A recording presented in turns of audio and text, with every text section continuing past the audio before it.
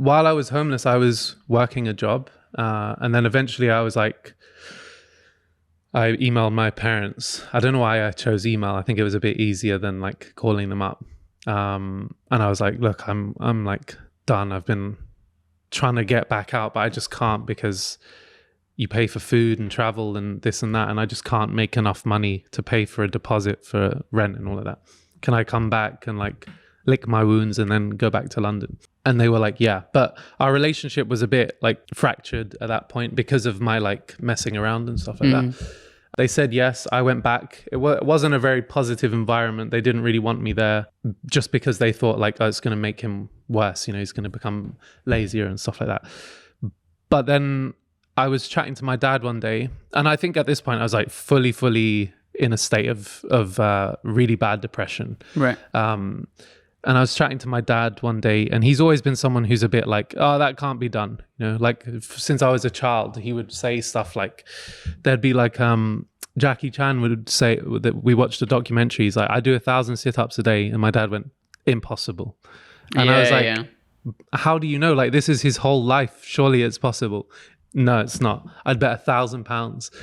And so then I trained and I was like, I'm going to show you it can be done in a day. And I did it. And he's like, like your form wasn't good or whatever, you know? So it's like, and he didn't pay me the £1,000. But so that was kind of a theme. Like he'd be saying stuff couldn't be done. And then I'd be trying to prove that it could be. So he was saying, it's impossible at my age to run 10K. I'd need to train for 6 years or something. And I was like, no, you could do it literally tomorrow. It's like in your head.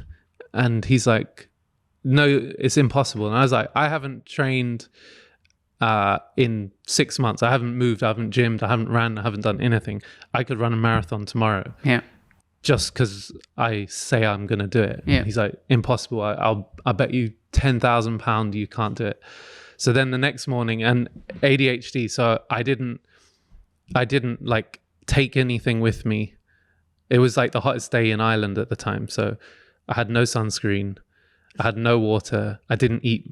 I think I had maybe a banana, but I didn't eat properly before it. And I just like went out. It wasn't like a formal marathon. It was like, I'm going to run for 26 point whatever miles. And then I've ran a marathon. So I did that. And I finished at the beach. So I'll rewind a little bit. I was running along. And I was like, you know what? I think I'm done with this. This is like extremely painful. Yeah. And then I found this like plastic gold medal in the ditch, like in the back arse of Ireland where like no one is, you rarely see litter. And it was just like sticking out of the ditch, like a giant like fake one. And I was like, and I picked it up and I put it around my neck. And I was like, okay, I can do this. Yeah. And so I started running again. And yeah, then I finished on the beach and I wanted my dad to like record the end so I'd have it. And so I ended up running like an ultra marathon because he's so bad with tech and he kept going, yeah, go back. I didn't get it.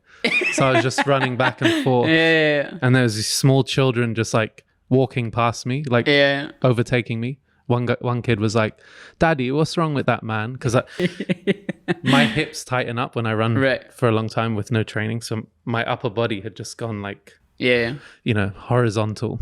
But yeah, so then when I finally finished, I just like burst into tears. Yeah. And I wasn't a big crier. I hadn't, through the whole homelessness thing, or I hadn't really cried. And I just burst into tears. And he's like, my dad's like an Arab, so he's very like stoic. He's like, what are you crying about? And I was like, I literally just finished a marathon with no training. Like, I can do stuff, you know? Yeah. And that sort of gave me the confidence to like realize I actually can do things. And it sort of took me out of that funk. Yeah. And then I started applying for jobs. And then I got a job at GoDaddy. Like flew back to London, it's actually in Surrey. I started working there. And then, yeah, it was just like stacking those little wins then. But that was the massive thing.